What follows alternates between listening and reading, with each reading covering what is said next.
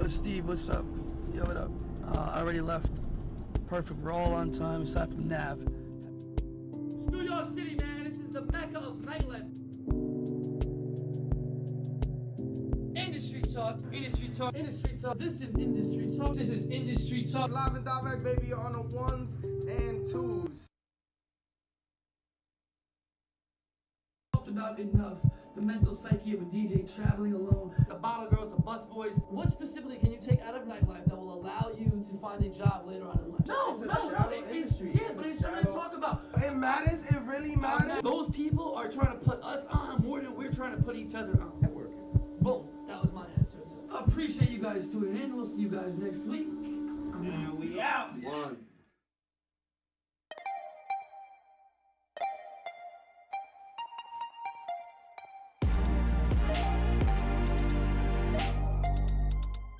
There's not a shelf life to this game. There's just the shelf life that you set for yourself. We here, man, Industry Talk with Big Ben. And I'm here with the Jason Experience. We are here at Industry Talk. This is Industry Talk. It's the Kid Daytona, and I'm out here with the Jason Experience.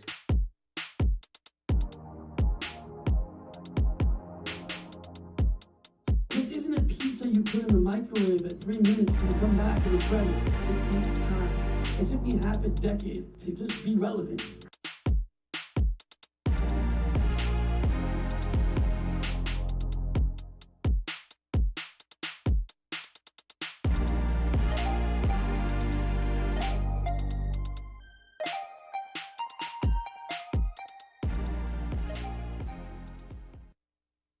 Industry Talk, welcome to the Funktion House, DJ Jason Experience. We are here live from Red Hook. Marty Rock just entered the building. His Uber pool from New Jersey just came in. A lot of traffic out there. Thank you guys for being in the building. My man Marty just gonna come on a set like this. I wanted to start off the show by actually kicking it off and bringing up a couple things that happened to me this month. Last time we did the show was July 21st. We just came off that yacht party with Funk Flex, a great success. Again, thank you for everybody coming out to that. The Camilo interview went really well. We're super excited to put that on our platform. Go check that out. That's gonna be up there for a while because, number one, I'm just really, really enjoying getting to know these guys on a more personal level when they come on the show, because a lot of the times you guys don't understand back at home that these people are people before they're nightlife workers. And what really the objective of this show is to bridge the gap between the nightlife worker and the nightlife consumer. I'm tired of the consumer not appreciating that the fact that we actually have a job to do. This is a job. This is not a 9 to 5. It might start later than your job, but it's a job. And again, just like you have a job and you come into it and you might not be happy, you might not be in the best mood ever, it doesn't matter. You still have to clock in. And we do too. And I think the difference is we can't clock out because we're beating the calendar. At the end of the day, once you have July 20th, your yacht party hits, you got to be there. If, let's say, I lost somebody in my life where, let's say, I had a funeral that morning, or unfortunately something else happened in my personal life, it won't matter. It never will matter. Because at the end of the day, you're fighting against the calendar. And if you don't show up, somebody else will. And if I don't come correct, you'll use somebody else. And I think that unlike you guys, when you guys take maternity leave, when you guys take leave for sickness, you guys have that sense of security. You have that net behind you. We don't. So understand, if you see us in the club and you see us upset, you see us maybe not smiling too much, there's other shit going on in our lives. Respect it. And maybe you'll let us grow a little bit, mature, and you might actually enjoy watching us. Because I'm telling you, this life is way more intense than any other job.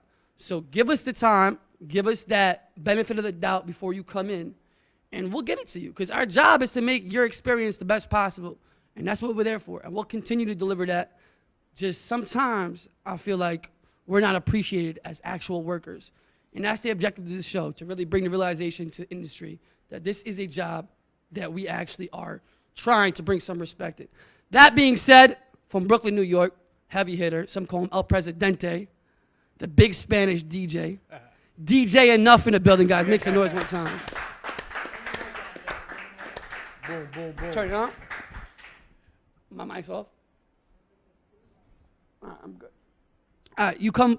I was watching documentaries. I was doing all my research, and it's almost as if you don't fit this era. It's almost as if you're straight up the double OG that was and never changed. I see a lot of guys adapt and try to change their personality, you know, start wearing some streetwear.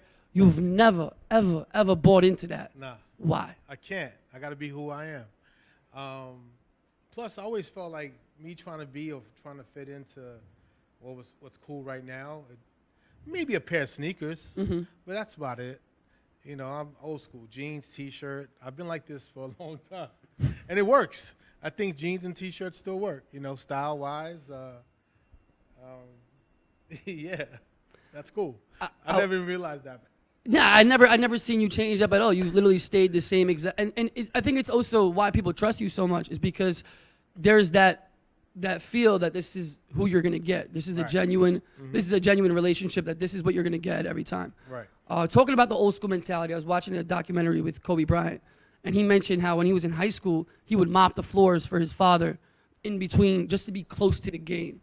We don't see that in nightlife anymore. We don't see the carrying of the crates. We don't see somebody just standing next to the DJ booth for hours soaking it in. Right. So when was the first time you showed some humility in that sense?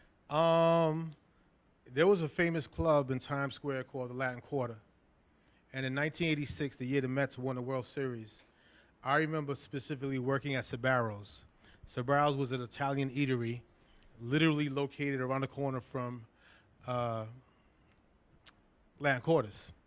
So my job was to literally do my gig, and then once the gig was over, I would go right to Latin Quarters. It was the closest I could get to anything real. You know, Fat Raoul was the DJ on certain nights, or Red Alert, or, you know, I would see Bismarcky in the bathroom, like just weird places. But that was the place where, for me, all the stars came out. It was my first taste of like watching artists perform, seeing DJs DJ, and the scene was just so electrifying that I was like, I need a part of this. I need in.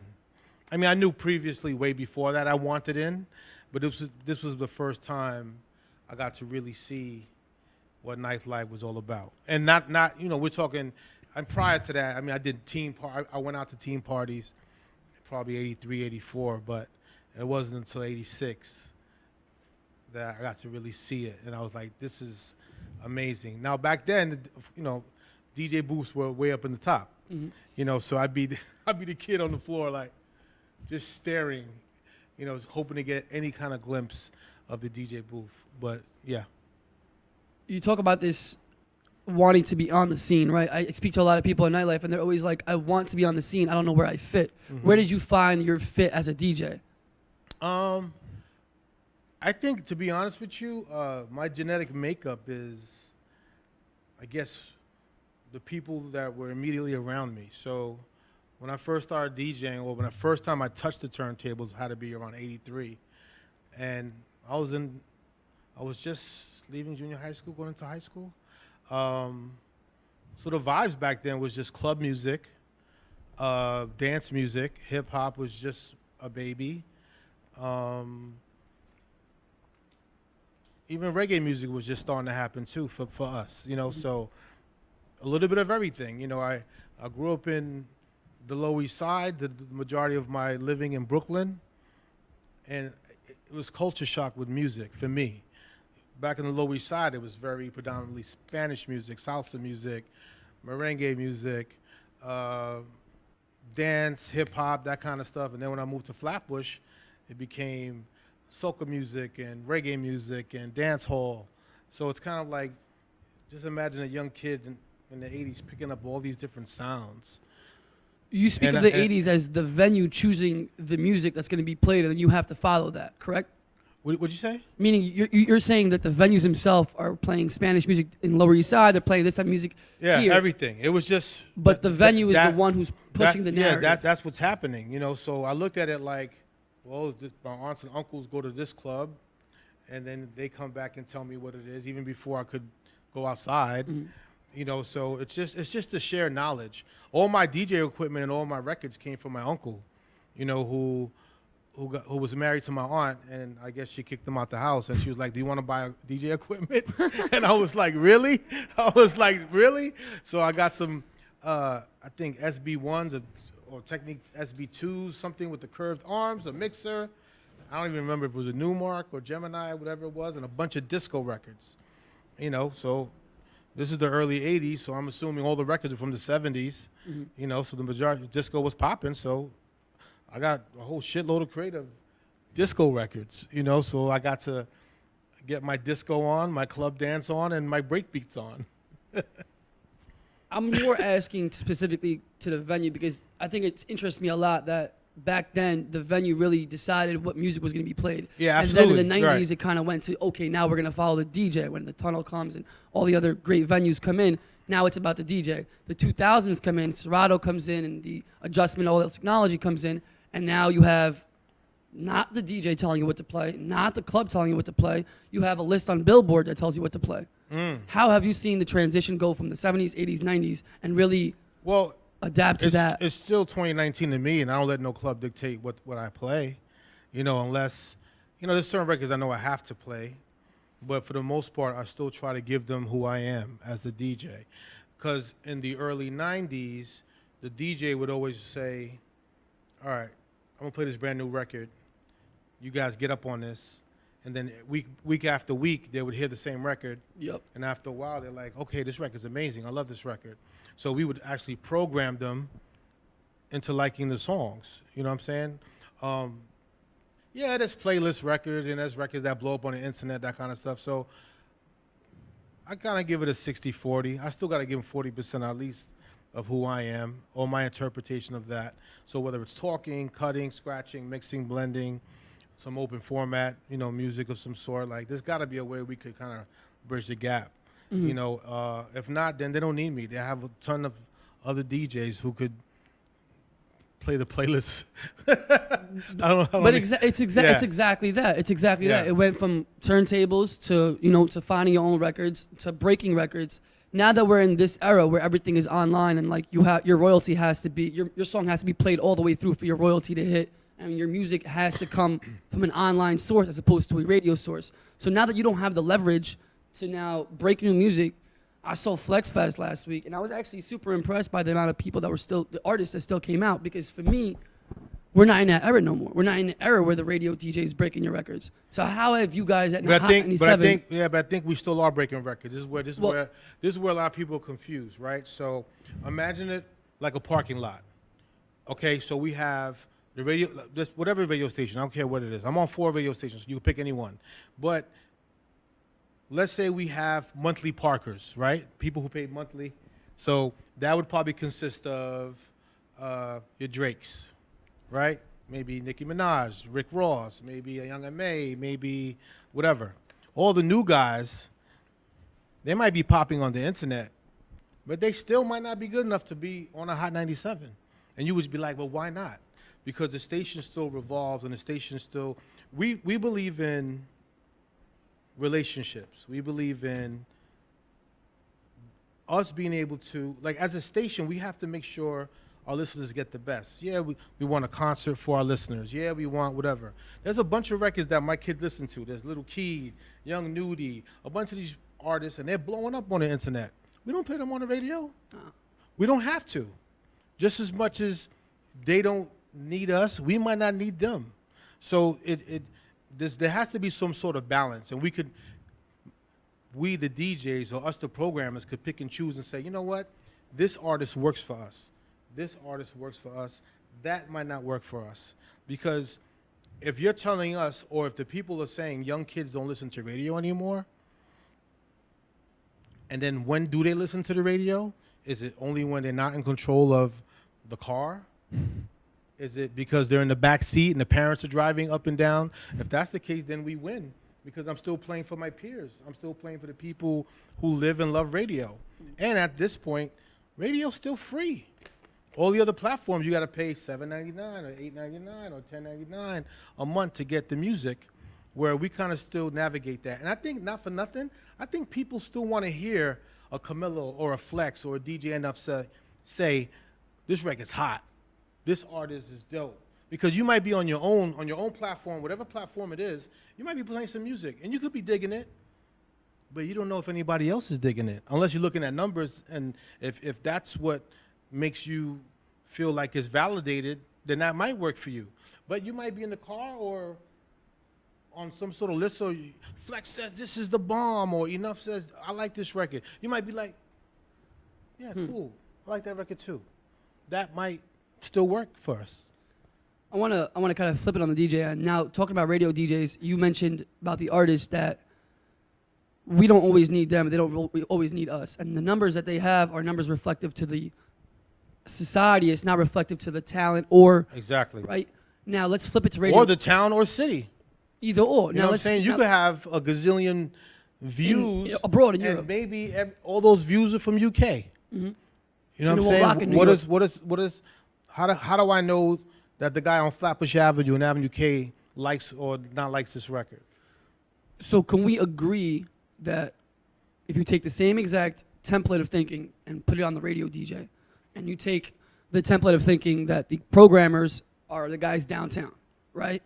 I get a lot of complaints that radio DJs don't get enough love downtown. They don't get enough love at parties like mine. And I always respond, listen, at the end of the day, it has to make sense. Oh, but but I know why. You don't know why? You want me to tell you why? No, we'll get to the why. Okay. Of course we'll get to the why. I could just tell you why. No, we know why. Because before you were even DJing, I could tell you why. I definitely, again, No, go ahead, Jason. Go ahead. I'm trying to say more of, one, it's more of an understanding to me because there's a radio DJ stigma, right? Put that aside.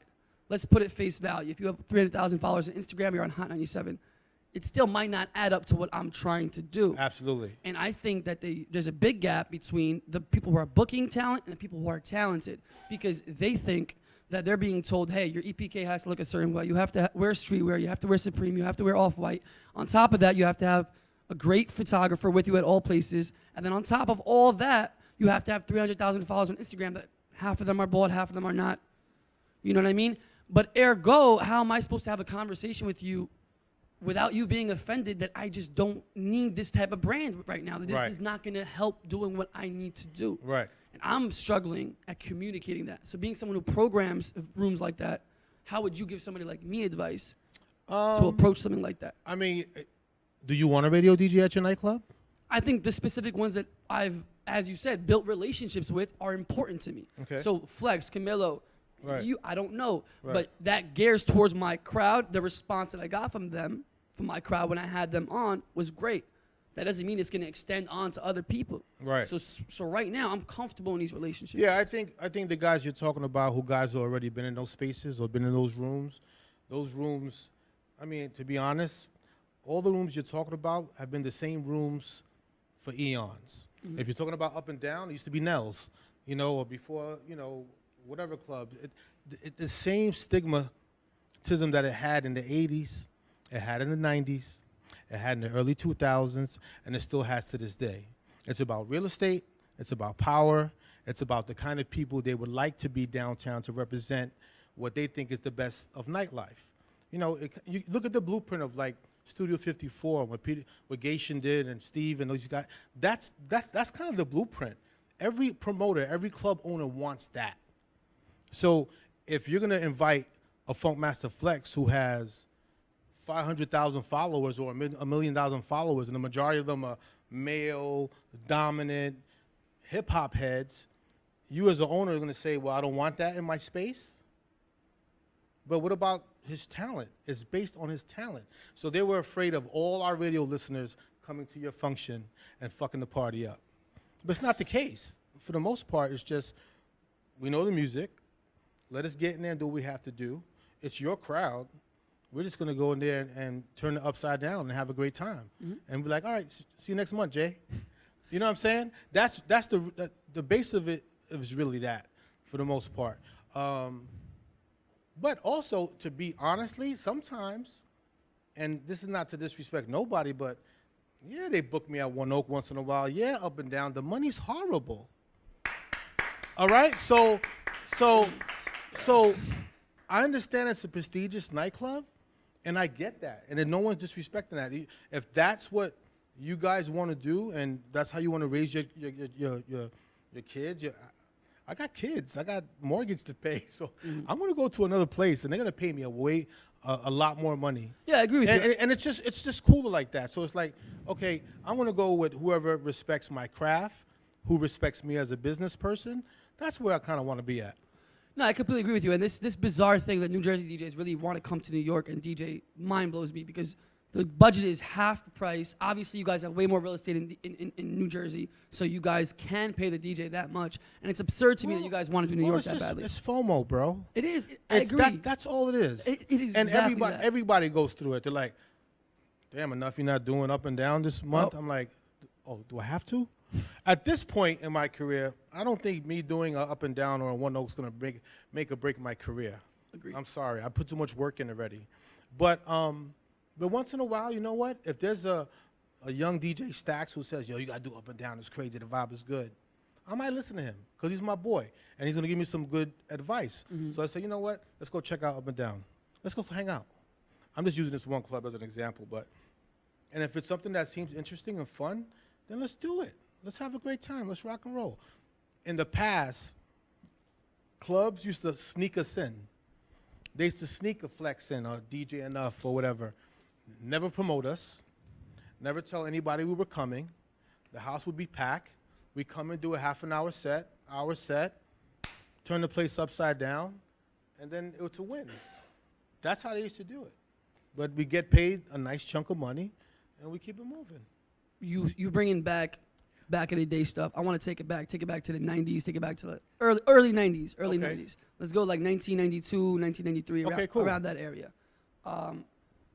This whole DJing to going on tour transition, when does it come to be? How do you kind of adapt to that lifestyle? Okay. And how was it presented to you? In 93, 94, I had my own show on Kiss FM radio before Hot 97. Actually, Hot 97 was already on. Flex had just left a few months or a year prior to start Hot 97. The guys who owned Hot 97 bought out Kiss FM, so I ended up losing my job. But the crazy part is, on my last day, and this is how old it is, a fax came through, and they were like, "We want to book you in Switzerland." I'm like, "Holy shit, Switzerland!" First time getting booked overseas. So I go overseas. I get up with this kid named Cut Killer, incredible French DJ. We end up doing Switzerland, France, and a few other places.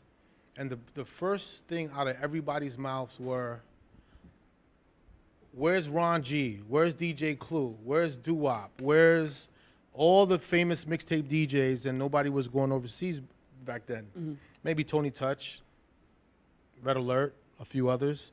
Come back, do a couple of shows, and then because of Kiss FM, I got to leak Ready to Die on Kiss FM from a cassette tape. And Biggie loved me for it. Puffy hated me for it. But back then, we didn't understand marketing, single releases, whatever they were trying to, whatever the rollout was for the label. That's my man from Brooklyn. He loved me. He gave me his cassette. He said, play whatever you want. I did. So we had a special bond with that. And my relationship with Big, it started just as simple as that, playing his music and him not being able to get into a downtown club.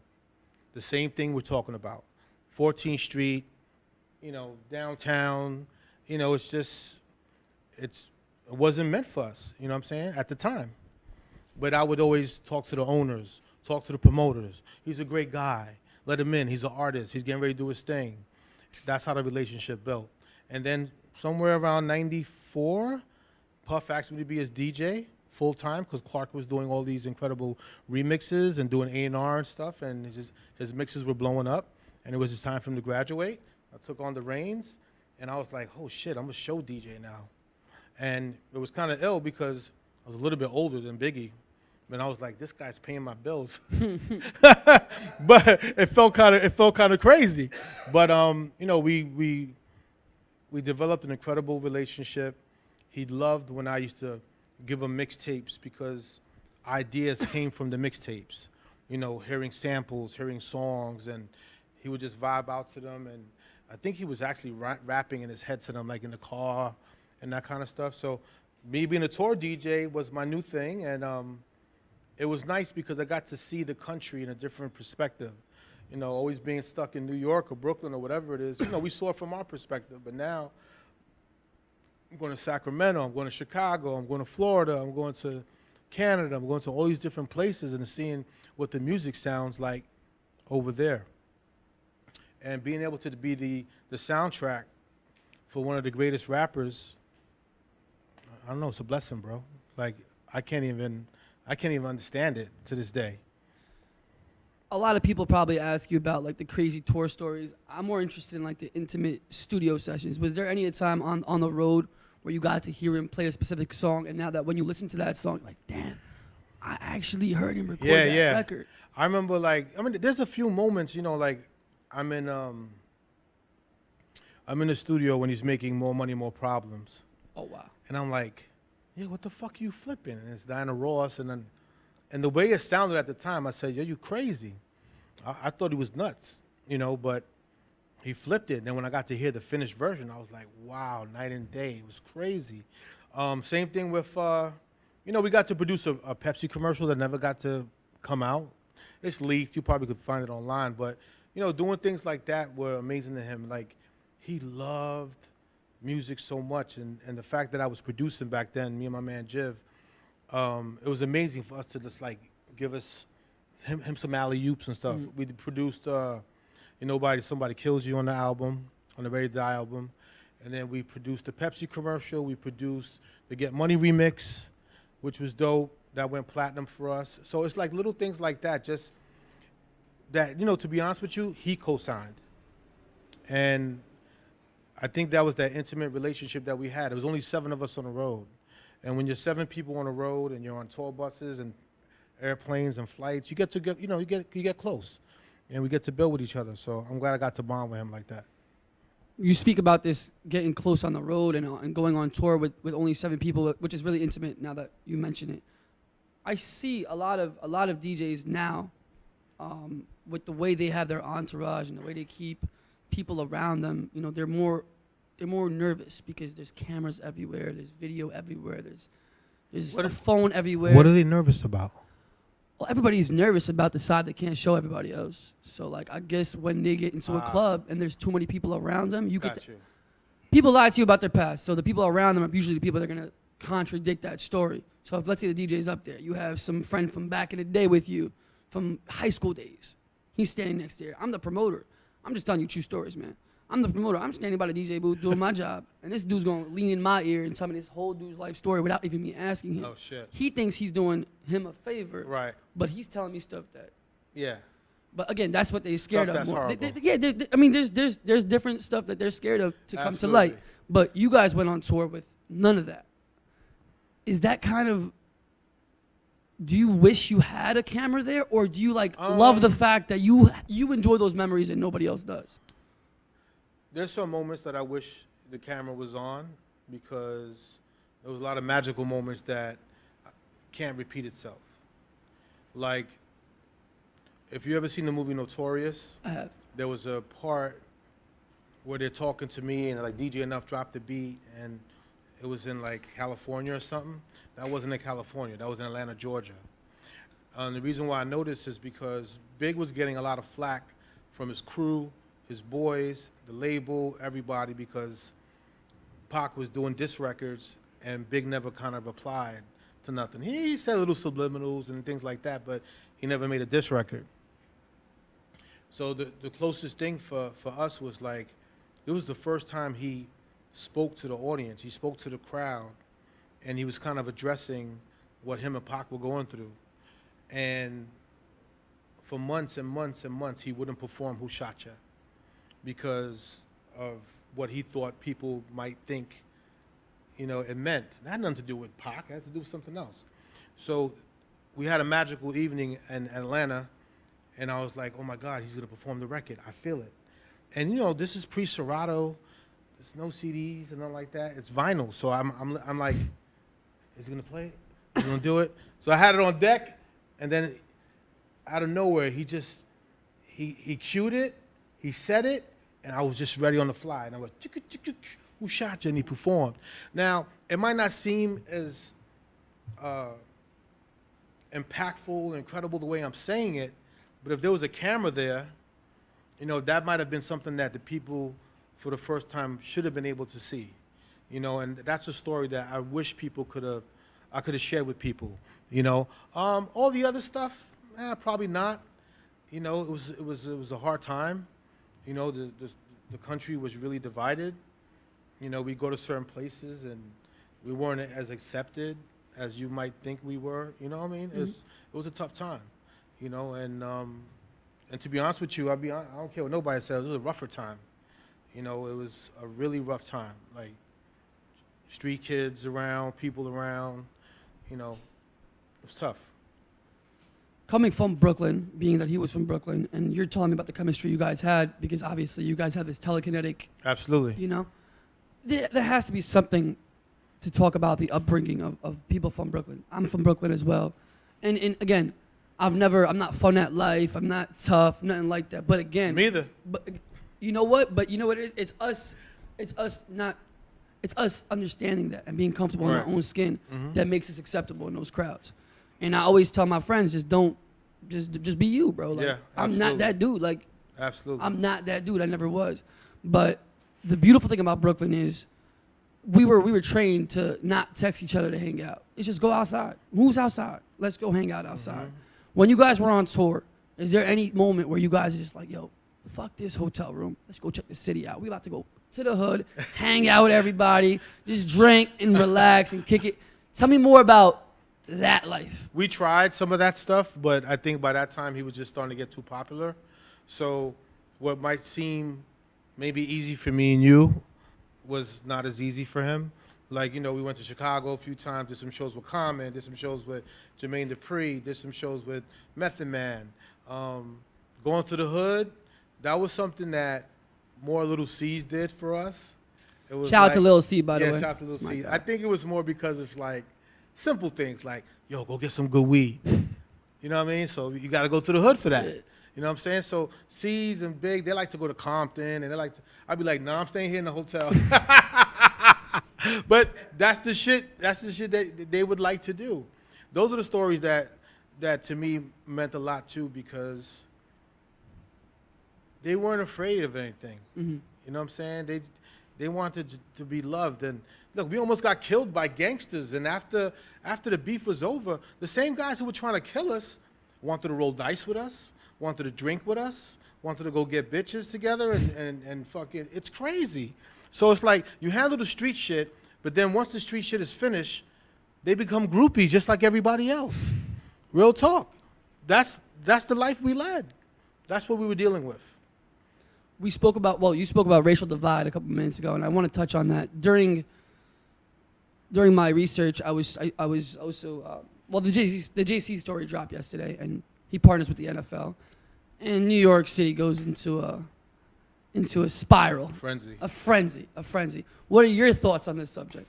I think this interview's about me, not about Jay-Z. Well, it segued me in with the racial. I mean, it's a tough call, man. Jay's too smart, and we were just talking about it on the way into the interview, that we felt like Jay's too smart, and something's not adding up in this equation.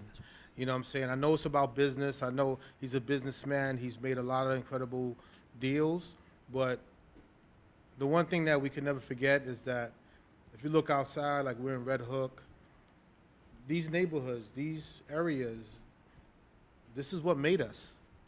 You know what I'm saying? So I'll leave it at that, but for the most part, you know, you see I'm still wearing a Biggie Jay-Z, I'm not sure. I personally... It's a tough one. You know, to be honest with you, it's a tough one. I think some things need to be said from a perspective that I can't get. I don't know. I've never been in that situation. I don't understand how people can speak on something like that when you're not in that position. Right. So I felt that somebody like you that knows. Yeah, but I'm still not in that position. You know what I mean? In the sense, like, Jay doesn't call my house. He doesn't be like, yo, Enuff, I need you to. If he did, then maybe it'd be a different story, and I could share that with you. But for the most part, Jay's Jay. He's in a different space. His his tax bracket is It's way different. above It's all different. of us. I meant more of like You know your what I opinion mean? matters more than mine in this subject. That's what. No, that's not kinda- true. This is your show. Your opinion does matter. Appreciate. That's why I'm here. That is Because why I respect what you're doing. I appreciate that. For real. For real. Let's take it to the 2000s, man. Let's take it. Let's get more current. Let's get off that. Okay. Let's get current. So let's talk 2000s. Hot 97. When do you start programming? When do you start taking Hot 97 from, let's say, just a DJ to the programming director to filling in that position? The programming part just started maybe 3-4 years ago. You know, for the most part, I've always been like a veteran DJ up there. You know, Flex, Mr. C at the time, and I'm trying to think who else. A few others, maybe even Red Alert. You know, we're all like the grandfathers of Hot 97. At this point, I'm probably the second longest running disc jockey up there, besides Flex. And it's always because for Flex is different. He created it, he mastered it, he has a voice, he speaks to people 5 hours a night. For me, it's always been an hour or two max, and for me, it's always been about the music. You know, I don't have an opinion on this guy shaking his ass or this girl slapping it. I don't care. You know, I don't care who dates who. I don't care who breaks up with what. To me, it's always been about the music. And I think people respect me for that. So I'm not doing the morning show. I'm not doing the afternoon drive. I'm not doing the gossip. I'm not doing none of that. MUSIC, music, and that's it. And I think that's what separates me from a lot of other DJs. I see the upcoming DJ a lot geared towards the clout rather than the music, and I think that's where it stems. That's where the problem begins. You know, the problem begins in what you want and what you love. If you're gonna work for what you love, you're gonna do it way better than what you do for other reason that you're coming up with. Absolutely. And you see a lot of these kids just want to do it for clout. They just want to get the followers. They want to be in the nightlife space. As somebody who's a mentor or as somebody who's looked up to as, how do we change this mentality? Well, for me, especially the close ones who are around me, like I got a couple of guys who are around me, like a young Mike Medium, big fan of your show, like Really? Hands down, who's like, oh my God, I can't believe you're doing that. That's my favorite show. You know what I mean? That's crazy. But I fuck with him, and I'm like, who made Change the Beat? What year it came out? And what was the reason why, you know, at the end of the record, a sound effect that was probably one of the biggest DJ turntablist sound effects of all time? So he goes, he checks out, does the homework. He gives me the year, the label it's on, who made the record. And then he gave me some information that I didn't even know. You know, like who recorded it, why they put it back there. That's what is needed. It doesn't mean it's going to make or break their career, but it's nice to know that you've done a little homework, especially in reference to our pioneers. And I don't care if it's house music, hip-hop, rap, whatever it is. There's got to be a way where we could educate them and give them a little bit of the past, and hopefully they could slightly incorporate some of that in today.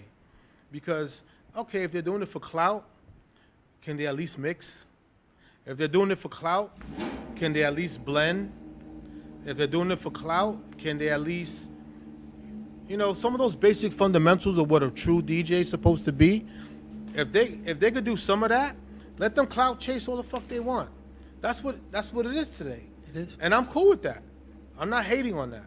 The one thing about me is that I might be a triple OG, but I'm not hating on the future. I'm not hating on, that's why I got a bunch of young motherfuckers around me, because I could see what's happening, but also I could mentor them and put them in a space and hopefully put them in a better space than I've ever even been in.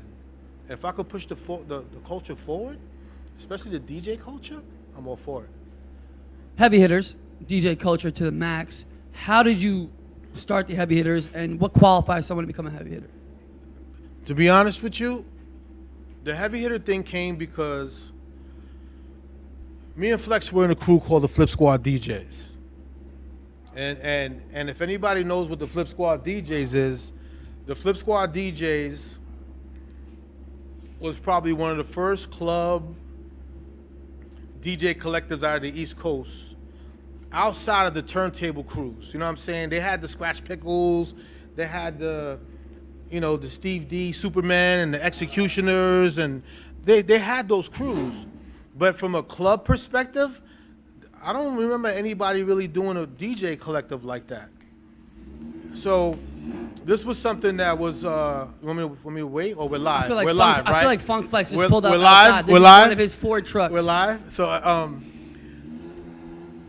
So we were all managed by Jessica Rosenblum at the time, famous promoter. And the crew consisted of me, Frankie Cutlass, DJ Riz, Big Cap, Biz Marquis, Mark Ronson, Cypher Sounds. I know there's a few I'm forgetting, and I apologize. But anyway, that was our collective. And he did his thing with it. He made records, he did the Tunnel, and then he wanted to start his new DJ collective, the Big Dog Pitbulls. And he said, I couldn't be in the crew. Wait, what? Wait, hold up, yo. Wait, for real? Yeah, I swear to God. So he was like, nah, I want to do my own thing. This is something that, because I think the prior crew, Flip Squad, even though he was the leader of it, he didn't pick it. It was kind of like Jessica Rosenblum who picked the guys. Mm-hmm. This was something he wanted to hand pick himself. And, he said he didn't want me down with the crews. So I was salty. I was mad. I said, what the fuck? What you mean? Da-da-da. And, but he told me years later, he said, to be honest with you, Enuff, out of all the DJs in the city, you gave me a run for my money, club for club, scratch for scratch, record for record. And it was just, he was honest, and he said he was intimidated by me at the time. Mm-hmm. Now it's nothing. We brothers, and it's all good. He needs something, I need something. And we compete internally, and we have conversations and shit. He's doing his lit digital DJs now, heavy hitters, whatever. But I'm 20 years in with heavy hitters. And it's all because of Flex, because he didn't want me in his DJ crew. And I promise you, that's just how it started. And DJ Threat, rest in peace, DJ Threat, kid from Long Island, was driving me around at the time. So we're working for Rough Riders. He said, yo, start your own DJ collective. I was like, word, son, we're going to start our own shit. And then me and him in the city, and I was like, well, who the fuck we going to put down? And then here comes DJ Camilo coming around the corner. What about DJ Camilo? He's mad cool, right? It was like, yo, Camilo, yo, what's up, E? Yo, Threat, what's good? You want to get down with us? We started a new crew called the Heavy Hitter DJs. He goes, all right, cool, let's do it. I swear to God, it was born just like that. And then, internally with my boys, Haitian Pat and DP1, and, we just slowly but surely started to grow. But we wanted to put some sort of marker on it and said, how are we going to handpick these DJs? So off the bat, I'm like, okay, this is a Spanish DJ crew, right? Because all three of you were Spanish, right? Yeah, not that that's what we wanted. It just happened. Like, I'm Puerto Rican. This guy Camilo's Colombian. DJ Threat's half Irish and Dominican. So I'm like, what a fucking mixture.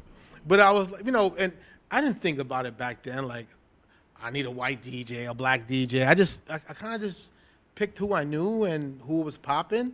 And not for nothing, right around that time when we started hand-picking heavy hitters, like, no disrespect, but the Latin fusion was here in the city, and it blew the fuck up. And this Latin thing came, and reggaeton was on fire, and dance music, and fucking Fat Joe, and J-Lo, Mark Anthony.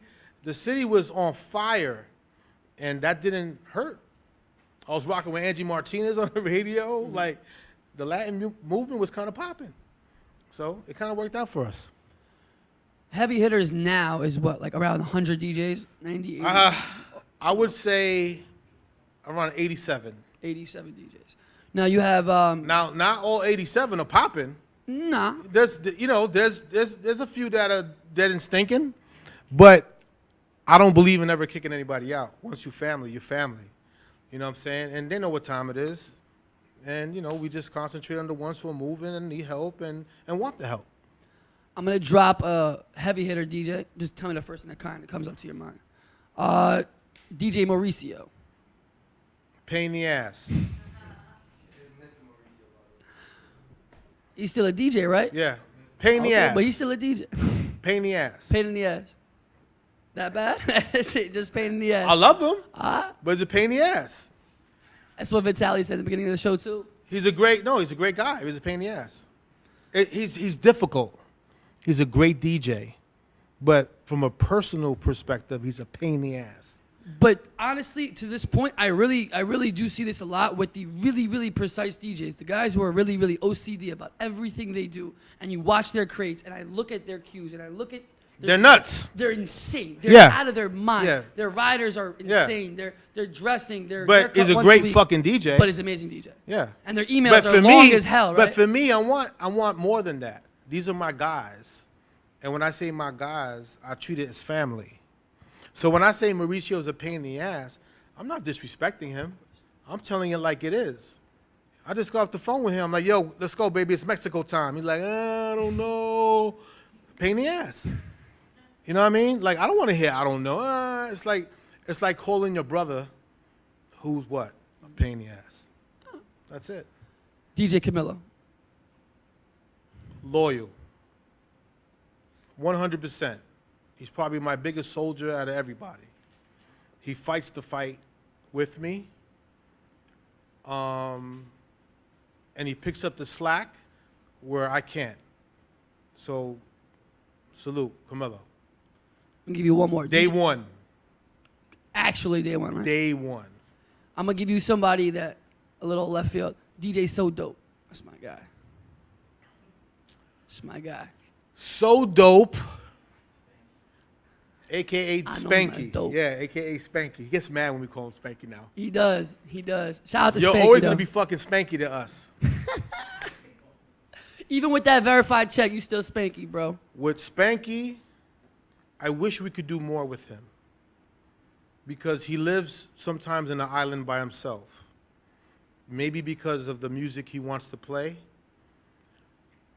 which I think is a mistake on his behalf, because there's a lot that we probably can do, but because a lot of his brothers and sisters play hip-hop and they do the mainstream stuff or they do just club stuff, he might not be maximizing on what the crew could really do for him. Incredible, though. Incredible. He's got Yeah, great talent. incredible.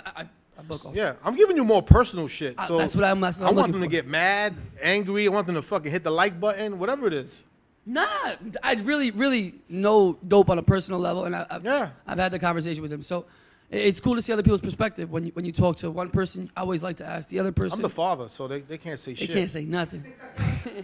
They can't. If they want, it's all good. Call me. It's all right. We'll talk.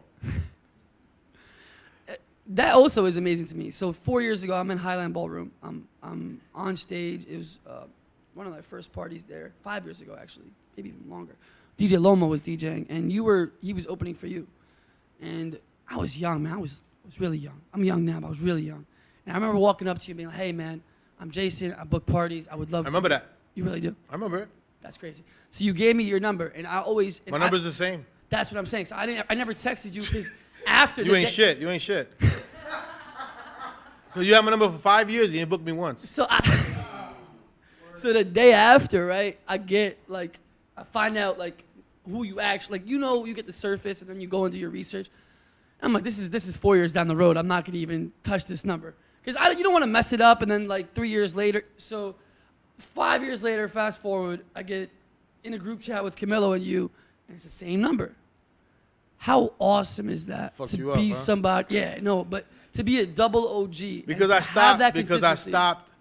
I stopped changing my numbers because, there's only a few assholes you could block, but I only have one or two. But for the most part, I don't have no problems with nobody. I think I'm a well-rounded dude, positive.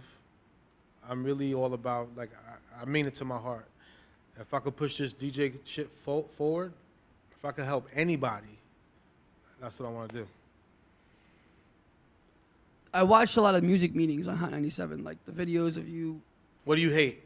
What do I hate about it? Yeah. I wish it was produced better. I wish you guys had a better production staff up there. That it was edited better. I wish everybody had a mic. Jeff, he's talking shit about your work. Let's get him. No, I wish everyone was mic'd up. I can't hear some opinions. I could hear only some of them. Yeah, this is new for us too. It's like we've never kind of we didn't even think this was something people were interested in, and we're starting to realize that it's a big deal. But I promise you, it's gonna get better.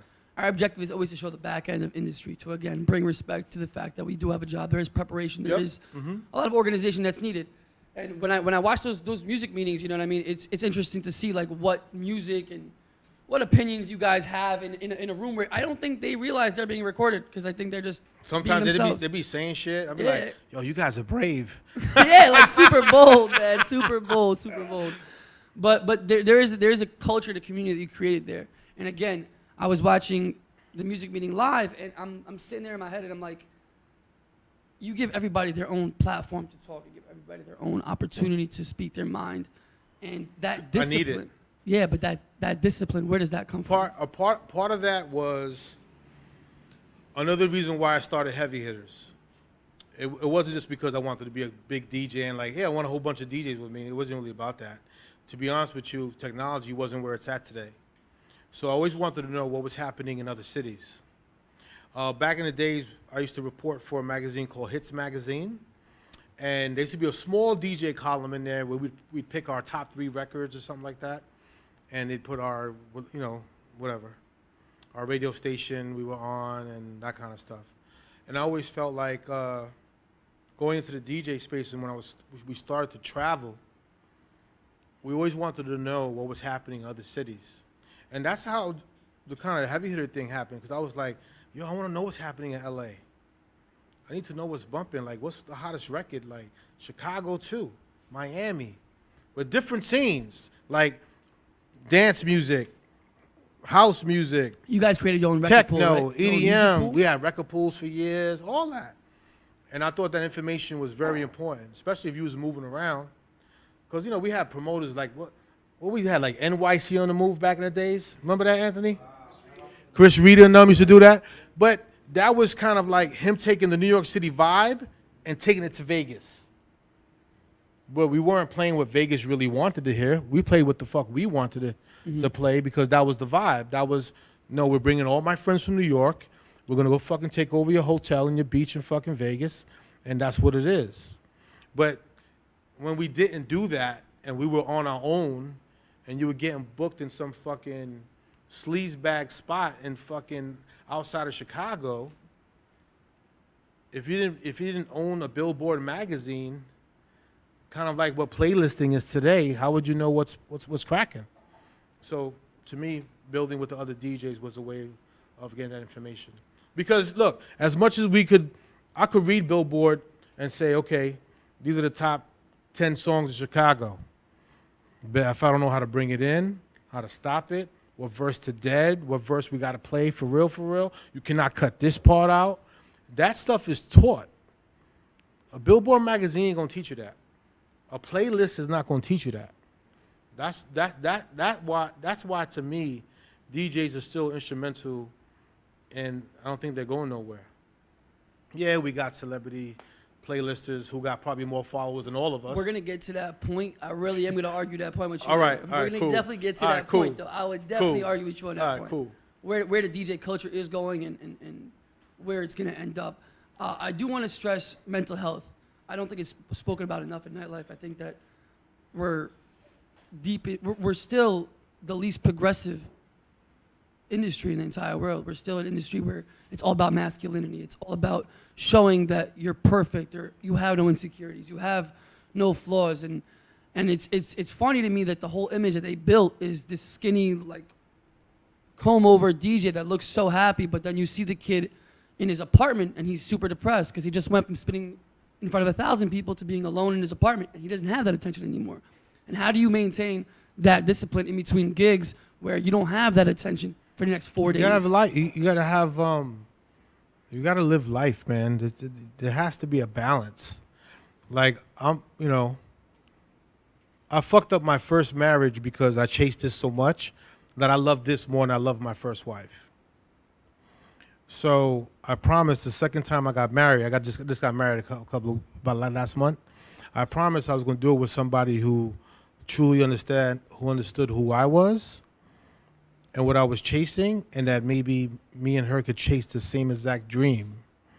I had my life, she has her life, and then when we collectively get together to unite and do what we have to do, it's still there. Got kids, I got my boys around me, I got, this hobby, there's all kind of things that we could do. We can't stay high on the fact that we just DJ'd a building full with 3,000 people, It lasts a couple of hours and that's it. Take it for what it's worth and keep it moving. But if you're stuck thinking you're gonna get that all the time, you're mistaken. You're sadly mistaken. It's not more of a mistake. You can't really tell by the way someone feels that it's a mistake to feel that way. I strongly believe that they don't have a choice. I feel like you get home, you're alone, you're sitting there, you're like, hey, my phone's not buzzing. I'm not at the club. When I'm at the club 2 hours before, my phone was blowing up. Blowing up. It's 2 hours after. The only person that's hitting me up is the girl trying to get laid that I'm trying to avoid. Right. So, I mean, that you're trying to avoid. At least trying to sometimes. But regardless, it comes to a point where even when you're home, your friends aren't your friends. You just went on tour. You just went to Dallas. You just went to Texas. You missed this guy's birthday. For me? No, the DJ culture in general. I don't want to see none of them. I'm good. It makes no difference to you. You have your immediate... because I'm older now. I know that rolling 40 deep at one time might have meant something. I don't even know to who. Now I come to the club with 2 or 3 guys, max. Let me kind of rephrase. I don't really mean how many people are in your life. I mean, let's say you start off 2019 with 30 close friends. Right. You now get booked at Aura in Houston. You get booked in Toronto. You get booked in Shanghai. Oh, you have no time for everybody. You're going to miss this guy's birthday. You're going to miss this guy's engagement. You're going to miss this guy's wedding. Throughout the year, that's going to really thin out your friendship group. It is. Now, I understand that. But you got to pick and choose that also. Exactly. So I understand that that's part of the game and that's how you're supposed to grow and mature.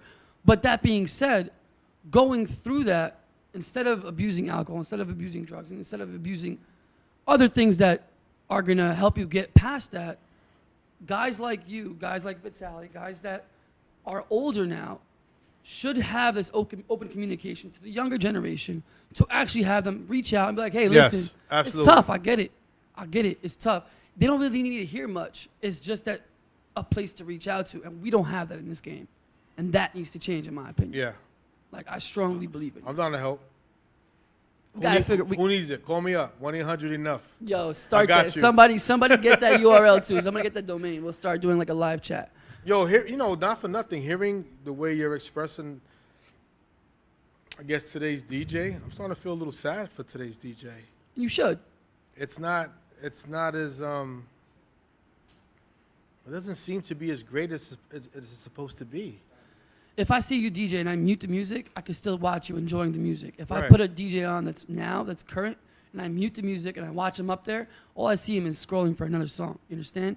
He's not built. He's not He's dancing. not built He's to not enjoy. moving around. I look at Spanky DJ. That boy's sweating his ass off up Right. there. You know what I'm saying? I see anybody up there that truly cares about the music as opposed to being in the club. It's different. It's a different vibe. Well, it's a different vibe, and maybe we some of the younger guys are just missing life. Outside of it. There has to be. Look, one of my guys, when he used to produce music, he would produce music and stay in the basement all for 12 hours. I said, you went outside today? He goes, no. I said, come on, get dressed. Where are we going? To the store. Come on. No, I want to finish. No, bro. You got to breathe. You got to go to the store. You got to see what the kids are playing in the car when they're passing the avenue. Go to the fucking bodega and see what the fuck's happening. You got to breathe. You're making music for yourself. You're not making music for nobody else. Maybe the kids got to do the same thing. Just go outside and breathe a little bit. You're going to be astonished by what I say next, but I think what you don't understand is that people can't go outside without a $500 outfit on. So That's now you're crazy. thinking to yourself, this is the culture we This live was in. really happening? This is the culture we live in. So it's like, I'll stay home because I don't have a new outfit Me to and bring to the Anthony are club. good. I got Vans on from Me too. 1975. I had the same Vans on. You know by what the I way. mean? I had the I same got Vans some on. Ralph Lauren jeans that are probably going to be out of style next year, and a classic material T-shirt from And that's from Williamsburg, Brooklyn. But that's what this generation lacks: humility and just the modesty. And we don't see that anymore in nightlife. We used to see details. We used to see like you get a detailed event, and there was so much intricacy to it. Now it's just big. I want the big stage. I want a big DJ. What happened to intimate setting nightlife? Like that was where, in my opinion, like me, I Finale think- nightclub, 600-700 Yeah. people. That was I think booming. those are amazing nights because you get to actually have the one-on-one conversations. You look at them, you might say something like, there she goes, she's moving around. Or look at my man, he's popping bottles, he's amazing, he's sweating, he's on fire. You know, those conversations go a long way.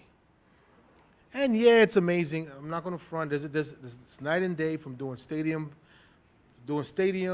concert venues, festivals. But some of my best parties have been with 300 people in a little lounge. You know what I mean? When I interviewed Flex, he mentioned that his favorite room to spin is a half empty room. Mm-hmm. One of my favorite quotes on the show was that we get a lot of backlash by people like, oh, the room is, bro, you're getting paid to do a job. You love to do this, go do it. But they lack the love for the music. You understand? They want to be in a room. They want to be downtown. They're having FOMO. And this is the DJ culture we're living in. And I really do believe you being at the forefront, you being El Presidente, you being the general. You know what I'm saying? I know you used to have a show, Up Next. What if we did that kind of with DJs? But on the other end, just teach them. You're not going to be up next. You might not even go nowhere. Right now, you're a glorified intern. And just come learn, man. Come learn about the music. Come learn about the history of the music. And that's what we lack in this industry. Yeah. There is no bluept. There is no book to read. I think, There is guys, no guide. I think people want it too fast. I don't think they work hard. It's important to maximize our opportunities, but you got to know a little something. Yeah, you can fake it till and make it, but do you make it? But you got to have a little bit of knowledge, man. Just love of the music, some technique, and then whatever your goals are, just go for it. But yeah, you're right. The DJs need a little bit of help. I didn't realize it was that bad. Fuck. Well, this is the show. We bridge the gap between You sure do. We bridge the gap. It really, this is nothing that I've written by. This is nothing. This is off my sheer passion for the industry. It really bothers me when I'm out. And again, I'll be at the bar just hanging out. I'm out all the time. And they sit next to me and they'll talk to me. And I'll be like, I don't even know your last name.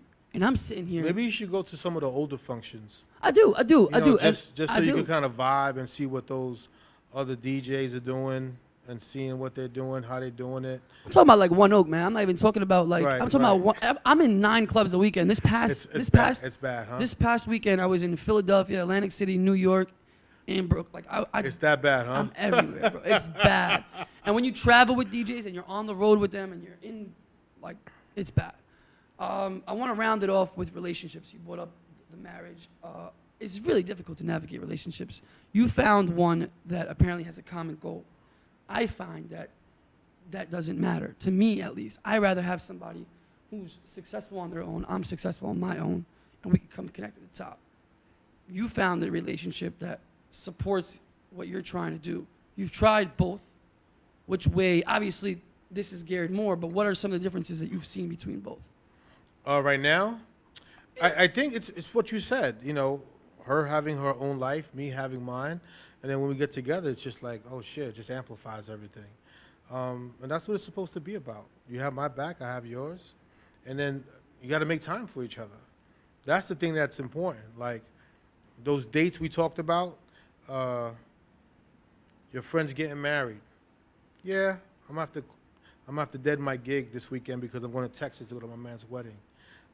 Those things are important. Yeah, and especially if they deserve it. If they're good people and they're your friends, that's what you have to make time for. That to me is the relationship, because those relationships, they last forever. You want to be in that space. If I'm going to be rich or broke in 10 years from now, I'd rather have relationships, than be all by myself in my room looking at my Serato. Well, let's talk about the future of DJs. This is the conversation we've had on the show, and You're debating it, huh? I'm about to. Yeah, You're we're about to debating get- it? Oh, we're about to get into it. Yeah. So this is my take on it. I strongly believe in the next 15 to 10, 20 years. I honestly think it's gonna happen in the next 5 to 10. Okay. But just for you to kind of come on my side a little bit, I'm gonna say 15, 20. I strongly believe in the next 5 to 10 years, AI is gonna take over nightlife. I always said this. They're trying that now. And I strongly believe they can. If you look at casinos and the way casino gaming works and the way they match up their heart rate to keeping the place really cold to Right. having red on the board to make them gamble harder, whatever the psychological aspect of it is, it's very easy to predict pattern in humanity. Very easy. That being said, if you match up a BPM with a heart rate, with a temperature of the room, with added tempo, you might be able to actually just have a robot DJ up there and have the same effect. You might. Now, But- there's a lot of things that a robot can never do. Of course, robots are hold up, too hold up. expensive. We'll get to that. We'll get to that. Now, ready. If I told you, You could just pay Avicii. I mean, rest in peace. Rest in peace. You could pay Calvin Harris or whatever he wants. Put a robot's gonna cost too much bread. you see that again, A everything. real AI robot, Everything is in gonna cost millions and millions of dollars. Exactly. Easy. I agree with you. But as you see, They're transportation. still gonna play flexing me money. I just agree to with do you. it for I don't. for Again, couple of bucks. again, it's not that I think that it's gonna substitute what you guys do. I strongly believe that it's gonna be an option to people to pay once I agree. for a year. So if you're gonna come into a situation where you're gonna tell an owner, hey, I'm gonna cut your cost of booking, and you never need to book an opener or closer or a headliner. You never have to really care about, bro. You have what do you? Look, this is how it works. Let me break it down to you. I'm gonna use this as a perfect example. You have a broom that you manually sweep. You have a vacuum cleaner that you manually vacuum. And then you have the one that does it on its own. They're still all three here. Yeah, I agree They with all you. three are still here. And all three of them are furnishing different products. If you go to the This is projects, true. you'll see a True. broom. If you go to No, my the house, project's yeah, still in Home Depot. I'm Even in Beverly Hills. The broom is still there. It's not though. It's It not. is. It's not. It's It's look. still But again, there. it's a necessity. It's a necessity. A broom is a necessity. A DJ is not a necessity. I'm trying to get that point across to you No, guys. don't say that. It's not. It's not good for you. I We feel have you. a show called the Funktion House. No, it's You industry have to- talk. we have It's to- industry talk. We have to DJs, keep this personalities, alive. artists, and athletes. But no, I strongly believe that it's not in 5 to 10 years from now. It won't be necessary. And to prove it to you, how many times do we book DJs that are not good DJs? Because we don't care if they play good music or not. That's true. So we don't care about That the music. part- that The part is music is true. not the Well, objective. well, hopefully, the more and more people watch your show, the more and get more that. they'll understand what real DJing is, and they'll have respect for the DJ. To me, So stop promoting the AI guy and fucking promote us. there's nobody that gets behind New York City DJs more I know. than me. So I'm let's behind not it, talk the culture but let's all not, the way. Let's not talk about this anymore. Like for your next, for the next, it's just for never the gonna next end. guys who come. I'm looking for this sharper Don't- image don't sponsorship, even- bro. I'm looking for this Don't sponsor. don't even bring this up, bro. Change it. Come on, Jay, you could do it. Oh man, well look, It took you 5 years to fucking use my number. I'm gonna look really smart or look really dumb in 10 years. I'll say that. No, you're not. I really strongly believe. I don't know why people don't see it. I don't understand. Like people didn't see double-decker buses, and now they'll make triple-decker buses probably next. Like you're seeing Look, literally the like girl in Vegas, she could deal you cards on the screen, or you could get dealt with the real guy. They still want to go to the real dealer. okay, I understand that, but there's a whole casino literally 45 minutes away from here that's And there's all no automated. dealers. That's Yeah, all automated. I know. And 30 years from now, 30 years before this, you would never have agreed with me. This is But true. I am telling you specifically, if I walk to an owner and I tell them for 50 grand, you never have to book a DJ for the next 5 years, and I'll be the one to pack your club without even flinching, that guy's going in a safety deposit box. I'm telling you. If you're the guy who's saying that, I am wearing a Jason shirt with an X through it. I'm like, we do not support I Jason would never- anymore. Again, I would never go out and do something like that. That's But to good. me, this That's is good. where the culture is going, to a point where you're going to try to cut costs at every point. Why would you Look. not cut that cost as well? You're right. You're absolutely right. But I don't like what you're saying. So That's it. That's all I we're need. gonna get off the subject. Okay. And if you're around in 15, 20 years, then we could revisit. We'll do this, Anthony. Lock this in. Because, yo, bro, I'm going to be around 15, 20 years, and I'm the triple OG. I'll be the triple OG, but I'm still going to be around. Well, I mean, I got your number now. So I'll make sure to hit you up. My first AI party. I'll make sure to hit you up. Come on, Jason, with the AI party. Stop. Grandmaster Flash and Theodore and Hawk, they got ulcers right now. Oh man, I'm just trying to promote Pajama Fest, October 12th, Area 51 edition. I'm just trying to promote that. But no, again, that's a conversation that I've had with. So wait, are you gonna have an AI person? No, DJing at this party? No, so at the pajama party? No. I do have 3 LED robots that are gonna like intrude and make an actual like intrusion in the party, like with like. Look, I'm not mad at you, CO2 bro. and stuff You know like that. why? At the end of the day, you support DJs.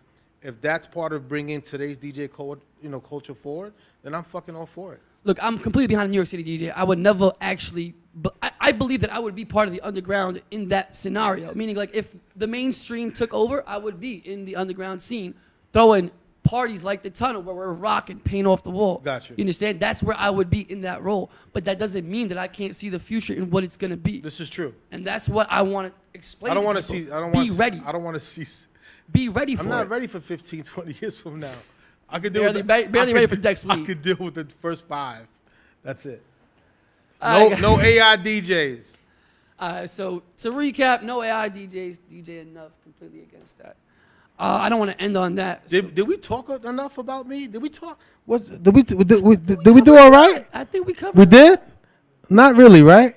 All right. But again, this No, is more of it's all an industry-based show. My bad. Industry. Industry-based. Shout out to the industry. Facts. Y'all niggas are shady.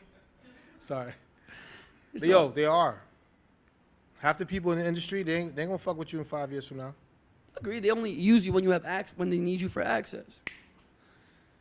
But as a young, when you were really young and you had access to things that you weren't supposed to quote unquote have access to, how did you control like who you chose to have that relationship with? Who are you gonna put on? Who's gonna actually give something back? Who's gonna maintain that relationship and actually care for it I don't know if I thought that deep. at all? No, that was too deep for me. I was young. I just did it based on heart. I did it on something as simple as like, yo, the Anthony guy, he's dope. We did a party together in Cancun. I fuck with him. Get that to him. Just as simple as that. That's crazy. If he fucks me, then I'm not gonna beat him up. It's like, the Anthony guy's an asshole.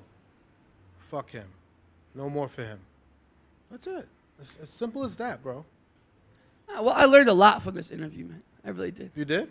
I learned so much from you. I just sitting there earlier, just watching you talk and interact with Vitalia. That's my favorite part of the show. Is like when you guys, because it's a whole realm of things that I have never Vitalia know how to experienced. fucking crab. I never learned how to crab. I always felt like I would get fucking arthritis. Well, he learned that from the after parties, the hotels. That's something else. There it is. That started as something else for him. We talk about the double OGs. I do want to touch on one thing before we go. The Tunnel. Give me your story of the Tunnel, how you perceive that venue, and just give me a little bit about On what that. night? Flex night? Talk about the Flex night. Talk about Dance what's nights? memorable to Wednesdays? you. What's memorable to you mostly? You're mad we didn't speak enough about you. So. I used to go on Wednesdays, and it used to be all about dance music. It was all house music. We used to have a really good time in there. And we probably could stay there till like damn near 12 the next day. Wait, through the whole night, through the morning. Of course. Flex was something special because it was never done, especially in New York City on a Sunday night. Who parties on a Sunday? Now everyone does, but back then, it was amazing. The artists that came through there was everybody and anybody. Whatever made up New York hip hop, the culture, they were there. And it was just like, it was the hardest, roughest crowd you would ever love. Because once you played their music, they were your best friend. If you didn't know how to play, they would boo you. That's probably shit Flex don't even talk about. You know, I remember Riz opening up, me, Cypher, Cap, But the room was tough. Like, you know, you have to play certain verses all the way to the end.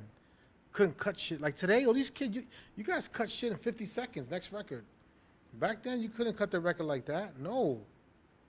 They're singing every lyric. And if they don't get that shit off, they're like, yo, this DJ is fucking trash. And they'll throw some bottles at you. Yeah. You got a bottle thrown at you. But see, that's the thing. Maybe there's not enough people throwing bottles at you guys. And, you know, It's today. not. No, I agree with you. Maybe I should come up with the OGs and start throwing bottles at you guys so you guys know not to do it again. It's like a kid touches fire. What are you going to talk him and put him in timeout? You can't touch the fire. No, you're going to slap the shit out because you want the instant reaction. Like, you're going to fucking burn yourself. And I'm going to slap you on your hand because it's either me slapping you on your hand or you're just going to fucking burn. So maybe we gotta slap some of you kids around. I mean, listen, man. You talk about going from record to record. People are not No, even but- mixing records. People are slamming records. No, I they watch slam- DJs no, just I slam slam records too. back. You I just slam slam. and just use your vocals as a crutch in slam. between. It's crazy. I slam, but I slam. I think I clean. I'm a clean slammer. That's got to be a term, by the way, dubbed by DJ Clean Enuff. The slammer. Clean slammer. Clean slammer. I don't know. Facts. What were we talking about? The club, tunnel. Slamming Slamming records. We're on slamming records. Okay. So you're gonna tell me you never DJ'd a party? I don't DJ. You don't DJ at all? Never been You a just DJ. book people. All right. So at your party, you didn't book me, but anyway. So listen. So you're gonna tell me, Jason, that you never seen a crowd boo your DJ? Never. Like, yo, get the fuck. Get They'll him come up. to me, complain to me, but they won't go directly to him or say anything to Well, him. that's nice. We weren't lucky enough to have that. Guys would throw shit at you, man. They would curse you out. They would come fucking 15 deep to the DJ booth and threaten your life. Fuck you up. Anthony, you never told Jason none of this stuff? No, you hear. It's not just a tunnel, bro. It's not just a tunnel. It's everywhere, bro. Like, that's just the way it was. Biggie was throwing water at Big Cap. Rest in peace, Big Cap. Because he was upset. It was a hot day. Big Cap, rest in peace, would always put his vinyl together, not with the sleeves. And so after a while, they get scratched. They get warped. You know, it happens. Changes the game, man. The difference between like you know how many times I have these guys come to the DJ booth and not be ready because of club kick, because of some Serato thing they have to download. Their laptop overheats. Their laptop. Like, how do you not have both? Like, I don't understand this concept where you come to the DJ booth and now you're asking me about club kick. Now you're asking me about Serato. Yeah, now you you're gotta asking have- for the Wi-Fi password you to gotta have download both. whatever. You gotta have both. And I'm really trying to be there and always be like, hey, send me what. I put them in a group chat with Marty Rock, who's my DJ, who Marty always, Rock. right there in the back. He always breaks down the technical aspects of everything.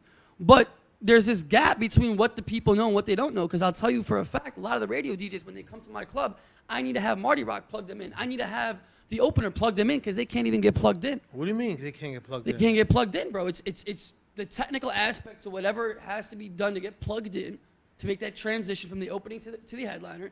Always has to be done by the opener. And this is not a knock to specifically radio DJs, to a lot of DJs that I see. I'll have to go get somebody from the back to come to the front and, hey, I need you to plug him in. This guy's getting paid triple me. Yeah. He can't plug in himself? Yeah. What he was supposed to do was, if you're the promoter, what kind of mixer you have, what kind of whatever, and then at that point he knows whether he has the software for it or not. It's that simple.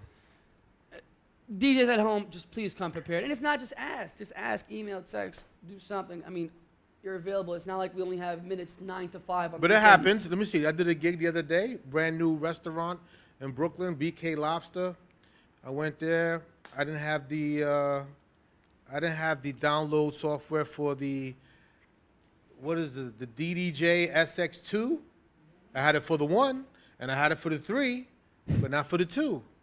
All right, so it took a few minutes, but it's just log in, download it, boop boop boop boop. Okay, we're ready. It wasn't that bad. You don't think you should have thumb drives with you as well? So let's say the computer burns or crashes, you can now just go to your thumb drive. No, I just fucking rap and sing to them. You have that. Ladies and gentlemen, Industry Talk, episode 9. Shout out to Vitaly, shout out to the Funktion House, guys. Clap it up for DJ Enuff. A lighter side to the industry. I really enjoyed this interview. Thank you so much. Thank you, bro. It's an honor. All right, cool. Yo, Pat, we're gonna go to a spots and we're gonna get like plastic bottles and we're gonna start throwing them at the DJs.